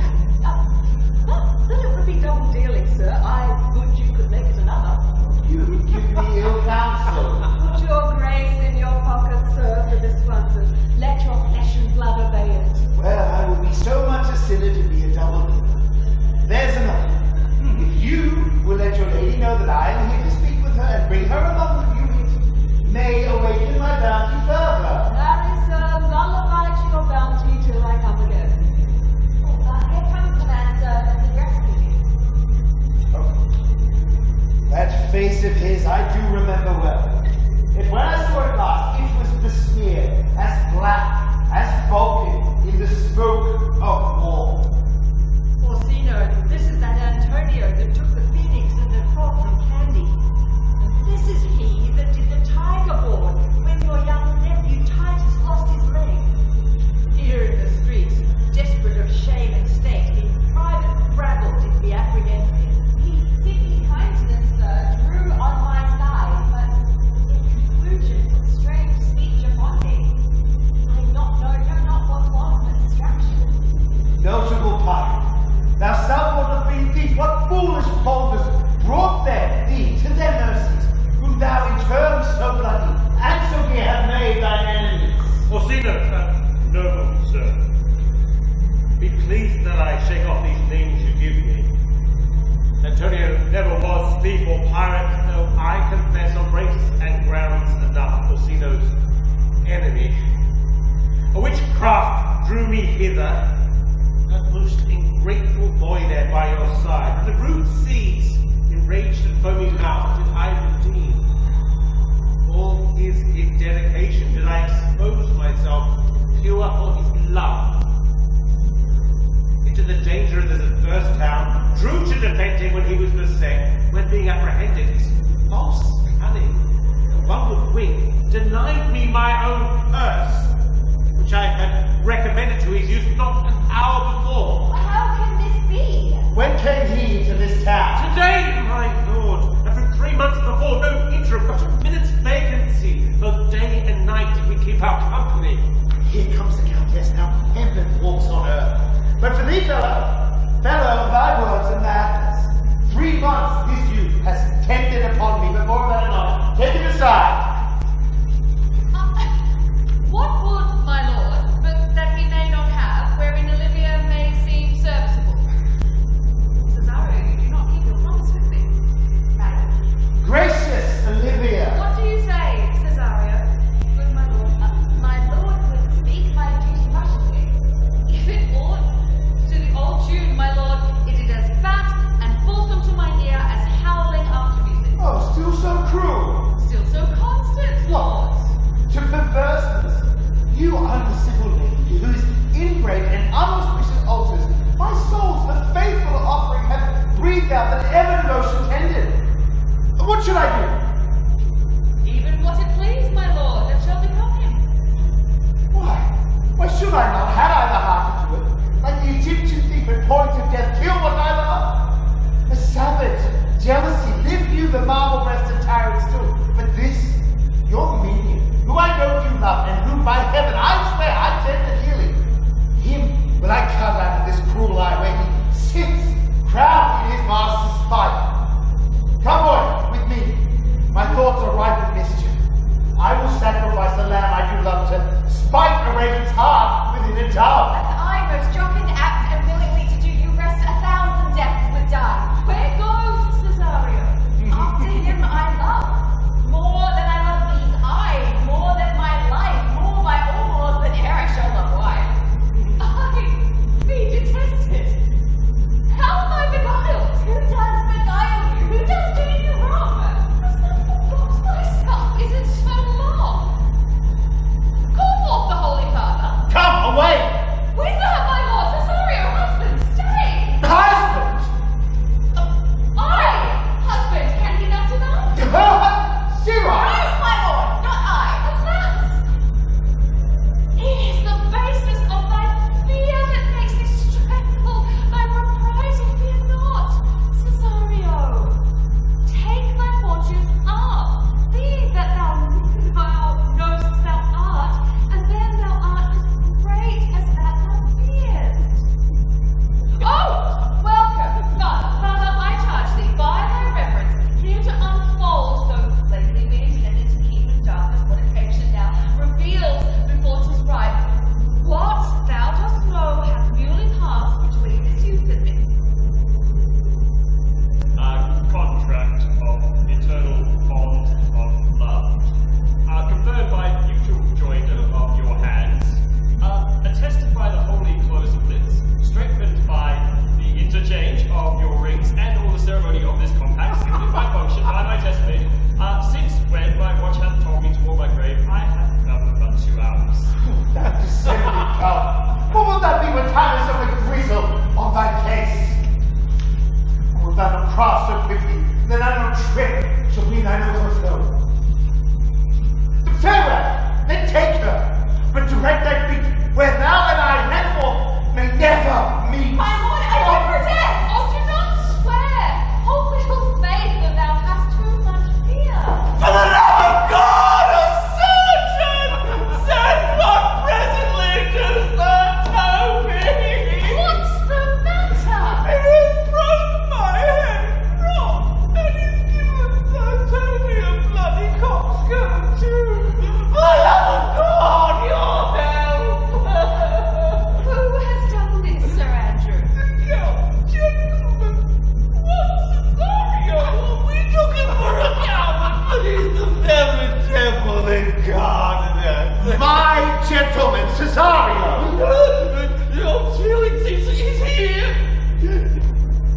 You broke my head for nothing, sir. And then I was sent on to do it by Sir Toby. Why do you speak to me?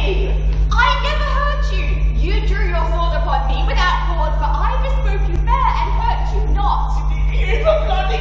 gave me a hurt. You hurt me. I think you said nothing but a bloody coxcomb. Here comes her Toby Holty. You shall hear more. But if he'd not been in drink, he would have tickled you up against than he did. Now, gentlemen, how is it with you? That's all one. Hurt me. There's an end on it. So, didn't see Dick Surgeon, so... Oh, he's drunk, Sir Toby, an hour ago. His eyes were set at 8 in the morning. Then he's a rogue, and a posse measure's planned in. I hate a drunken rogue. Away with him! Who has made this havoc with them?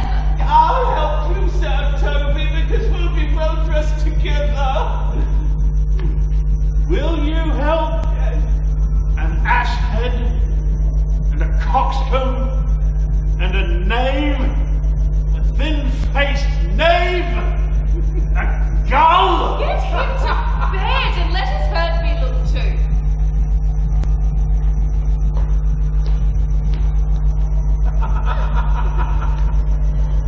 I'm sorry, madam, I hurt your kinsman, but had it been by the brother of my blood, I must have done no less, with wit and safety! You do throw a strange regard upon me, and by that I do perceive it hath offended you. Pardon me. Sweet. Even for the vows we made each other, but One face, one voice, one hand, two persons. A natural perspective that is and is not. Antonio! Our practice tortured me since Sebastian, Here's thou that, Antonio. how have you made division of yourself? And up Clinton too is no more twin than these two creatures. Which is Sebastian? Most wonderful! Miss Daniel, I never had a brother, nor can there be in that deity of my nature, both here and everywhere. I had a sister, whom the blind waves and surges have devoured. Oh, Charity, what kin are you to me? Of what country? What name? What parent? Oh, Messer. Sebastian was my father. Such as Sebastian was my brother too. So when he ceased to be water return, spirits can assume their form and suit. And prizes. Spirit I am indeed, but and in that dimension grossly clad, which from the womb I did participate in. Were you a woman, as the rest goes even, I should my tears fall upon your cheek and say, thrice welcome to drown thy order. My father had rolled upon the crown Divine. and died that day in violence from about the number 13 years. That record is lively in my soul. He finished indeed his mortal act the day that my sister. Nothing left to make us happy both, but this my masculine usurped attire. Do not embrace me till each circumstance of time, fortune do cohere and jump. But I am violent, which to confirm, I'll bring you to a captain in this town where lie my maiden sleeps, by whose gentle help I was preserved to serve this noble count. All the occurrence of my fortune since has been between this lady and this woman.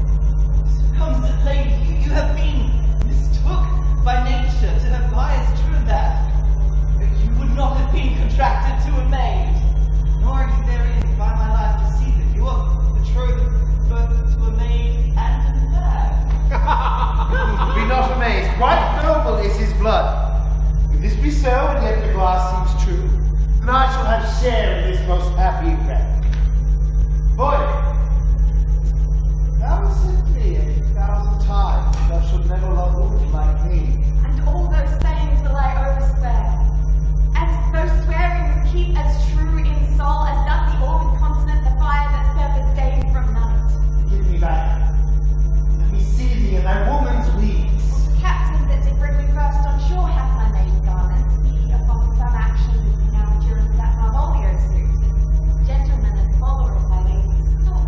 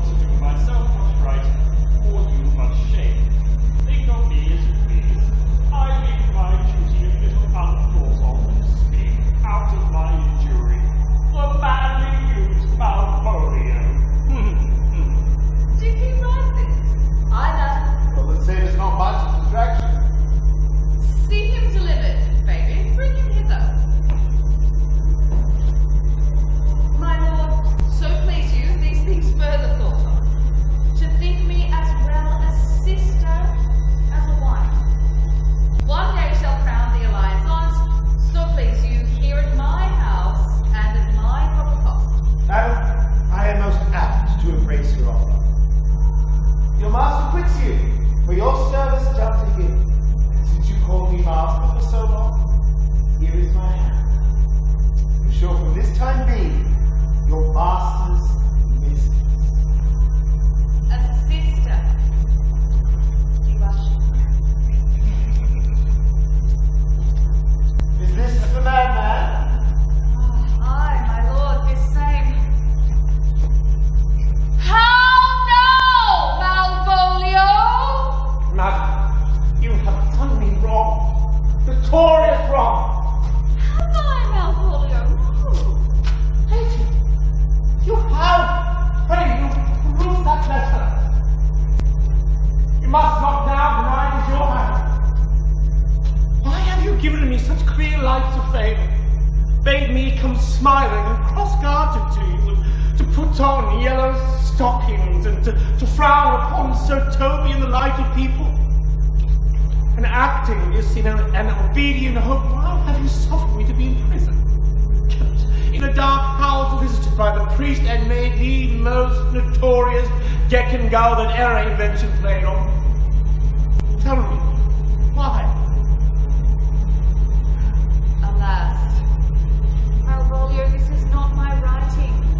Though I confess, much like the character, but out of question, 'tis Mariah's hand.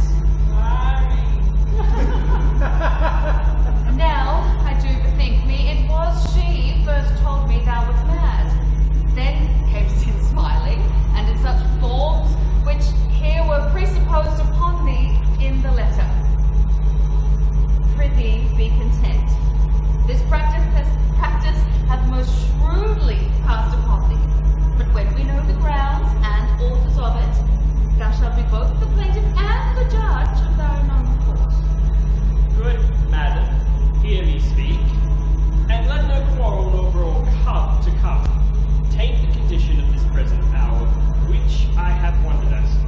In hope it shall not pass, most freely I confess myself and Toby set this device against Malvolio here. Upon some stubborn and uncourteous parts we had conceived against him. Mariah read the letter at Sir Toby's great importance, in recompense whereof he hath married her. How with a sportful malice it was followed, may rather pluck from laughter than revenge, if that the injuries be justly weighed that have on both sides passed. Alas, poor fool, how they have baffled thee. Why, some are born great, some achieve greatness, and some have greatness thrown upon them. I was once, sir, in this interlude, one such a birth, sir, but that's all right. By the Lord, fool, I am not bad. But do you remember? Madam, why laugh you at such a barren rascal? And this why not? He's gagged. And thus the whirligig of time brings in his revenge. I will be revenged on the whole pack of you! He hath been most notoriously abused. Pursue him and entreat him to a peace. He has not told us of the captain yet. When this is known and olden times convinced, a solemn combination shall be made of our dear souls. Meantime, sweet sister, we will not part hence with you. Cesario, come. So you shall know, so you shall be if you are a man. But another happens you a sea. See her as mistress.